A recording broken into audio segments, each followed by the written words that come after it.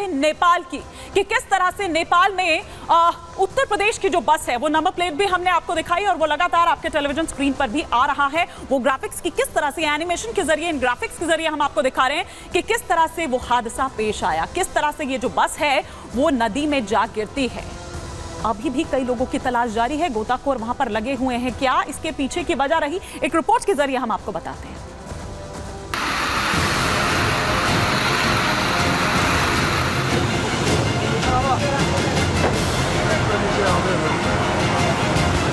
नेपाल की राजधानी काठमांडू के लिए जा रही उत्तर प्रदेश की बस नदी में गिर गई।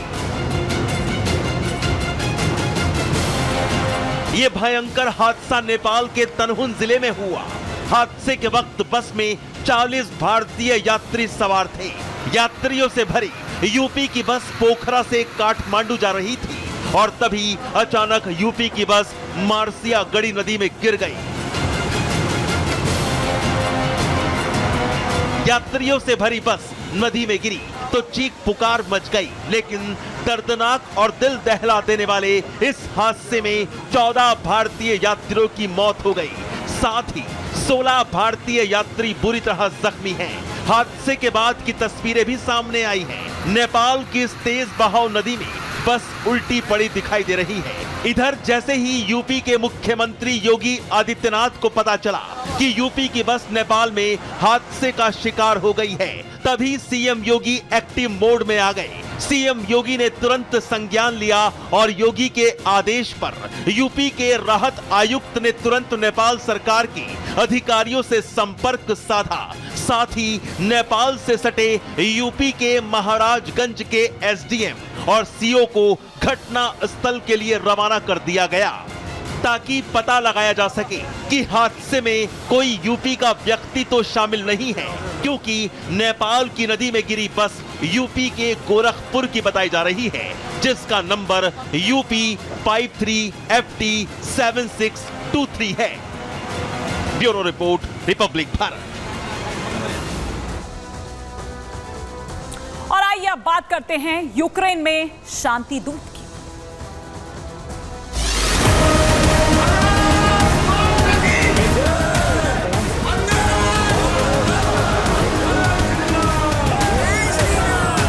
हमारे प्राइम मिनिस्टर नरेंद्र मोदी जी यहाँ पर आए हैं। उन्होंने हमें प्राउड करवाया है कि प्राउड टू बी इंडियन। मैंने पूछा केम छो साहब, तो उन्होंने बोला मजा में पहला। सो बहुत अच्छा लगा, बहुत प्यार से सबको मिले। इतना नज़दीक से उनसे मिलकर के एक जोश दिल में आ जाता है देश के प्रति। मन गदगद हो गया कि हमारे प्रधानमंत्री जी यहाँ पधारे।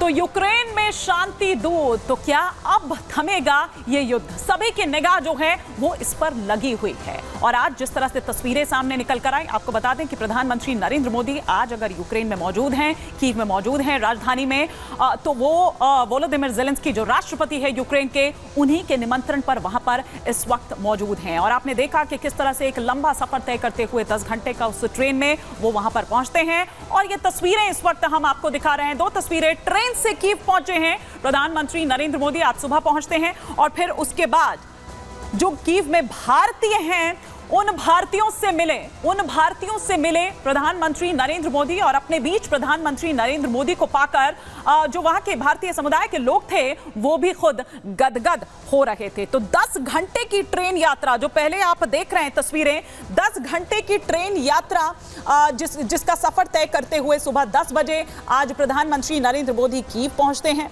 और जिस तरह से दूसरी तस्वीर आप यहां पर देख रहे हैं कि जो भारतीय समुदाय के लोग वहां पर थे, उनका स्वागत करते हुए आप यहां पर देख पा रहे हैं।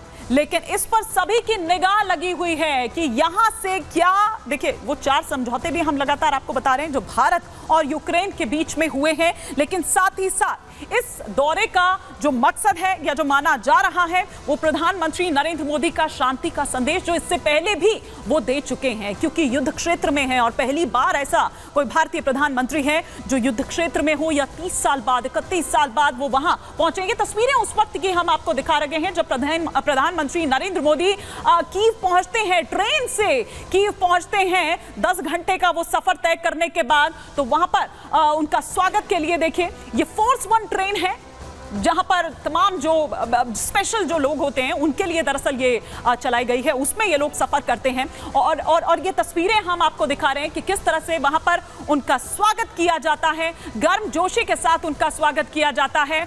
और यहाँ पर जो नजर लगी, एक कूटनीतिक तौर पे भी अगर हम देखें तो ये माना जा रहा है कि ये दौरा बहुत अहम है और भारत को ये एक पड़ाव और आगे ले जाता है। लेकिन आइए ग्राफिक्स के जरिए हम यहाँ पर कुछ और जानकारी आपको यहाँ दे देते हैं कि किस तरह से ग्लोबल लीडर पर सभी की निगाह बनी हुई है। और प्रधानमंत्री नरेंद्र मोदी देखिए, पोलैंड और यूक्रेन, इससे पहले पोलैंड में 2 दिन यानी कि 21 और 22, और आज अगर बात करें तो आज सुबह 10 बजे यूक्रेन पहुंचते हैं। और आज देखिए, अब एक संयोग कहिए या इसको ये देखिए कि आज के दिन यानी कि 23 अगस्त का दिन जब यूक्रेन के लिए ये राष्ट्रीय ध्वज दिवस होता है, ये फ्लैग डे जो यूक्रेन मनाता है, तो 10 घंटे की जो ये यूक्रेन यात्रा प्रधानमंत्री नरेंद्र मोदी की, और ट्रेन के जरिए प्रधानमंत्री नरेंद्र मोदी पहुंचते हैं यूक्रेन। ये फोर्स वन जो ट्रेन है, इसकी तस्वीर भी यहाँ ग्राफिक्स के जरिए हम आपको दिखा रखे हैं। प्रधानमंत्री नरेंद्र मोदी जब वहां पर पहुंचते हैं तो उनका स्वागत करते हैं वो लोग भी, वहां पर जो भारतीय समुदाय के थे वहां पलक पावड़े बिछाए वो बैठे रहते हैं, क्योंकि उनके देश का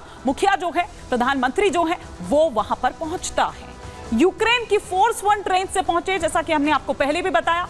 रूस यूक्रेन जंग की वजह से ये ट्रेन का जो सफर है वो दरअसल प्रधानमंत्री नरेंद्र मोदी ने तय किया। ट्रेन के जरिए ये पूरा जो सफर है वो उन्होंने तय किया। युद्ध की वजह से यूक्रेन के जो तमाम जो एयरपोर्ट्स हैं वो दरअसल बंद है, और इसी वजह से उन्हें ट्रेन से पोलैंड से लेकर यहाँ तक का जो सफर है वो उन्हें तय करना पड़ा। यूक्रेन की सड़कों पर हमले का भी खतरा था। इस वजह से इन तमाम बातों को देखते हुए, ध्यान में रखते हुए, और मौजूदा हालात में अगर देखें जिस तरह का वहां पर अभी हालात बने हुए हैं, उसमें ट्रेन की ही यात्रा सुरक्षित है। कई दिग्गज जंग में इस ट्रेन से कर चुके हैं सफर। अमेरिकी राष्ट्रपति जो बाइडेन इस ट्रेन में सवार हो चुके हैं। जैसा कि मैंने पहले भी कहा कि कई ऐसे वीवीआईपी स्पेशल गेस्ट जो हैं वो इस ट्रेन से सफर कर चुके हैं। फ्रांस के राष्ट्रपति इमैनुअल मैक्रों ने भी इससे सफर किया। जर्मन के चांसलर ओलाफ शोल्ज की अगर बात करें तो वो भी इसी ट्रेन से आए थे जिस वक्त वो यहाँ पर आए थे। तो ये हम आपको दिखा रहे थे इस ट्रेन का सफर, और साथ ही साथ वो कौन कौन से और दिग्गज हैं, वो कौन कौन से और वीवीआईपीज हैं जिन्होंने इस ट्रेन का सफर किया है। लेकिन जैसा कि मैंने पहले भी कहा कि कूटनीतिक दुनिया से अलग यूक्रेन के साथ भारत के जो रिश्ते हैं उस पर भी चर्चा हो रही है, उस पर हम चर्चा करेंगे। लेकिन इस फोर्स वन की कुछ और खास बातें हम यहाँ पर आपको बता देते हैं। सुरक्षा के इंतजाम के हिसाब से भी क्रीमिया के पर्यटकों के लिए 2014 में बनी थी ये ट्रेन। ट्रेन के भीतर एकदम होटल जैसी जो सुविधाएं हैं वो मौजूद हैं। मीटिंग के लिए, बैठक के लिए अलग से आलीशान कमरे जो हैं वो भी बनाए गए हैं। अगर आपको आराम करना है तो आपके रेस्ट के लिए, सोने के लिए बेहतरीन व्यवस्था वहां पर की गई है। वीआईपी यात्रियों के लिए, सुरक्षा के लिए उन्नत सुरक्षा जो उपकरण हैं वो वहां पर हैं।